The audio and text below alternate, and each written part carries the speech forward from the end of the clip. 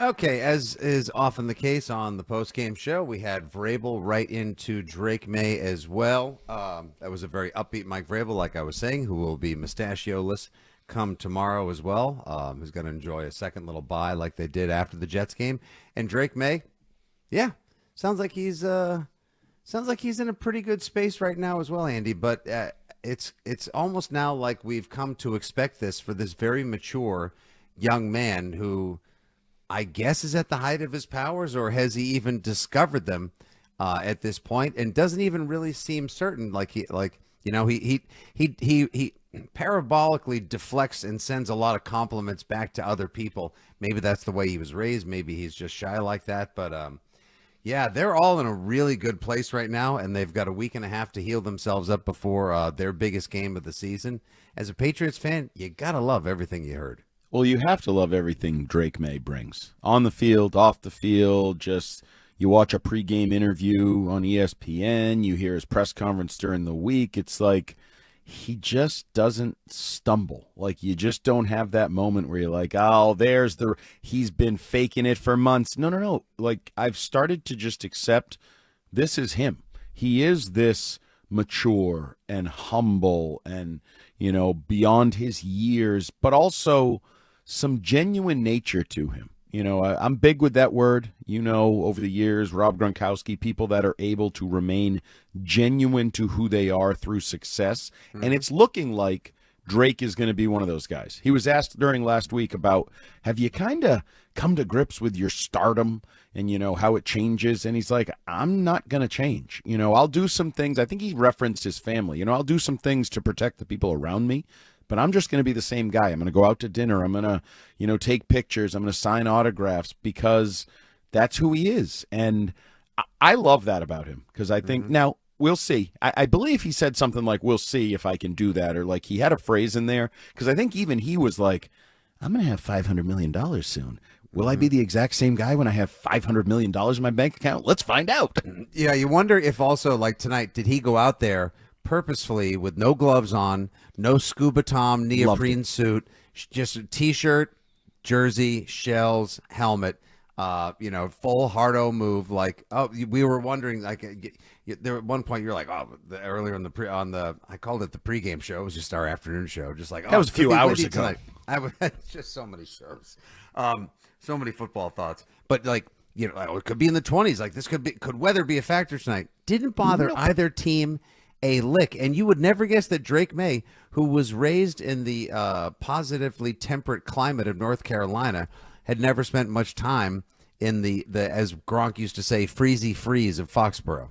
I thought he was balling early with his, sometimes they differentiate between like accuracy and ball placement. And, there was that one to Diggs where he put it perfectly for him to catch and run with it. Now, there was one with Henderson that was a little bit behind him, but I got to be honest with you, with Travion Henderson, sometimes I still wonder, could it be him that's not quite in the same spot? Henderson had more a pre-Tampa night than he did like a Tampa or Jets night tonight. You know what I mean? But it was fine. I'm just, Drake has reached the point where as if there's a little bit of question with a receiver, timing, anything, I'm like, Drake seems like he's always right, so you better get on the same page with Drake, Mr. Tight End, wide receiver, running back, whoever you are. But no, I thought he looked really good. And those questions are lessening and lessening for me as he plays in the rain, as he plays in a 20-degree game. Now, there's still wind and snow on the horizon, but that ball he threw to Kyle Williams, beautiful. The booty ball, beautiful. Even some of the incompletions,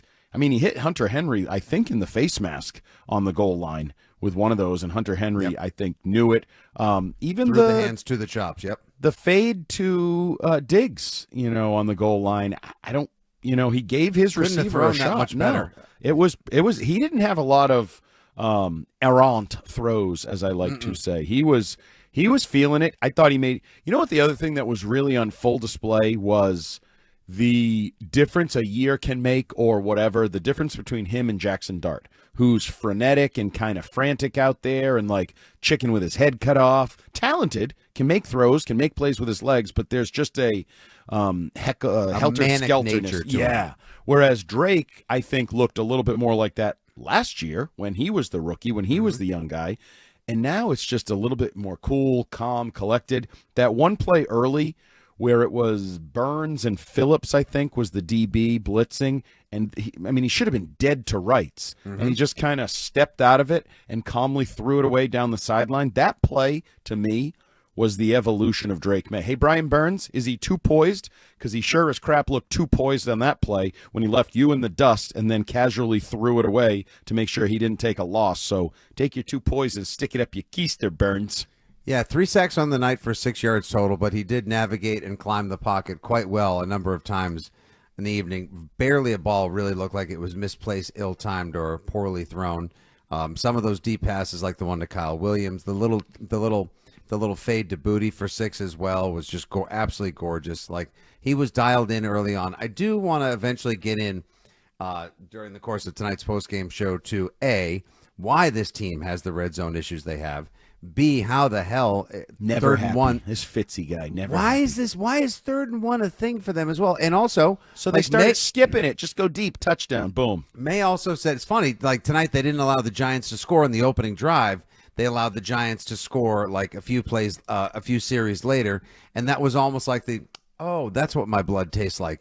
That was the pop in the chops they needed to respond, and then they got feisty for several quarters worth, and it was much more enjoyable for Pats fans to watch as well. But I do wonder why they just can't put it away. Like, I won't say they that get paid too, Fitzy. Yeah, I know they get paid. Any given Monday night, bro. Yeah, but Maye made a point of saying as much in his presser, like they have to finish stronger. I'm sure Vrabel would say the same as well. Yeah, because he's nitpicking. He's got to find something with his 11-2 football team. That's my local Carvel is closed, and so is the Packy. So you'll have to excuse me if I can't run out and get a Fudgy the Whale and a bottle of bubbles to celebrate right now. The frickin' team is just rolling, and they're leaving everybody in the wake. He's got to nitpick something. No. What do you want him to say? All right, guys, you know what? I'll see you in the Super Bowl. You guys are perfect. You don't get to do this because tonight you're going to try to play the part of like, I'm the one. I am your champion, Foxborough. Then tomorrow on the afternoon show, you'll open up like, Patriots get the win, but there are some questions. Yes, you will. I don't have a single question. I think this team came out and answered the challenge, and I think the head coach, as you reference, continues to push buttons. And I thought that came out. Did you hear the answer about Durden? He goes, yeah, we took Durden from the Giants. The Giants decided he was good enough. Yeah. He wasn't good enough to play on the Giants. Well, we thought he was good enough to play on the Patriots, and that's that insinuation. He wasn't good enough for the 2-11 team, but we thought he was good enough for the 11-2 football team. That, he continues, and right there, you know what he just earned? Some love from Durden. He just banks this love, and that's how you end up with 53 guys willing to do whatever the hell you ask of them in any given game, on any given night, in any given temperature. He is Mike Vrabel's putting on a master course in coaching. He's I actually think one last question before we catch up to the break, and then I see the lines that are jammed up. We're going to get to all of you guys. Please be drunk. Two Jakes, a Greenie, Adam, and David. Don't you guys go anywhere. I'm sure there's plenty of people waiting in the queue. Zach, get your finger ready on that dump button, buddy, because it could be a fun one tonight. Looked like it was cold down there, and I'm sure people had their tailgate pre- and post-game beverages flying and gliding tonight. It's going to be Thursday night all over again. 100%, and I'm all for it. Corey Durden, now my second official favorite, Durden next to Tyler as well. Guy looked like he belonged on an NFL field to me. Didn't feel the absence of Tonga or Milton Williams nearly as much tonight. Did any aspect of the replacements, the fill-ins, the veterans, the backups, etc. tonight catch you off guard? Did it fill you with more confidence, or was it just sort of like, because to me, Andy, the operation tonight with backups on the line, the operation with replacements on the defensive line felt pretty much the same. And as a matter of fact, maybe some of the other linebackers and Hawkins with a hit that incidentally was roughing when he popped. I want to say Theo Johnson, the tight end, he knocked the ball loose as Craig Woodson was trying to make a play on the ball. Like, they were flying all over the field tonight. Everybody brought the extra little something you need when you're a couple of men down in a primetime showcase, when you want to prove people wrong. That right there is a testament to your point of Vrabel putting on a master motivation class with his first year coaching the Pats. And also, we need to say it again. I think I ended the WEEI afternoons with it late in the show. Doug Marrone continues to go down Dante Scarnecchia Boulevard, where it's like, hey, by the way, coach, you're going to be missing 2 starters, and your center, he's sick. He doesn't feel great. But can you guys go out there and block Sexy Dexy or whatever, like, and just get the job done? And deal with Carter and Burns. Yeah, they saved him a house on the cul-de-sac on Scarnecchia Boulevard. Wasn't that nice? It's tremendous, and I don't think Doug Marrone gets enough credit. And meanwhile, it also gives us retrospectively a look at why things were so bad for a while. Is part of it was offensive line talent, but offensive line coaching. There was such a crap show going on in the trenches. When you get this, it makes everything more doable. And I'm not taking anything away from Drake Maye, but this game could have been undermined by the offensive line. And Doug Marrone, Vidarian Lowe, Ben Brown and company said, no, next man up. We're good enough. We'll figure it out. We'll make it work. And they did. And I think the credit for this victory has to start at that. Because I'm telling you, you watch a lot of football too. You see the games where the announcer goes, yeah, and actually the Seahawks will be down 2 starters on the line tonight. Right there, you're like, oh, the Seahawks are in trouble. They're not going to play very well. It's going to be a long one for Sam Darnold. Or you watch a game like the Black Friday special with the Bears going to Philadelphia and kicking the crap out of the Eagles, and in the highlights you see 2 100-yard-plus running backs, and you think, man, offensive lines, it's really boring to talk about sometimes, but it really does make the biggest difference in the world. And you saw it tonight as well, coaching up the backups. It seemed pretty symmetrical to me, so hats off to Doug Marrone and the entire Patriots coaching staff. Okay, those are our opening thoughts. You heard from the coach, you heard from the quarterback, you heard from the 2 knuckleheads behind the program. Now it's all about you when we come back at 617-779-7937. Like we said, lines are all jammed up, but we'll do our best to get through the calls and welcome in more of you Foxborough Fanimals and Patriots people who enjoyed yourself an 18-point dub tonight down at the Razor.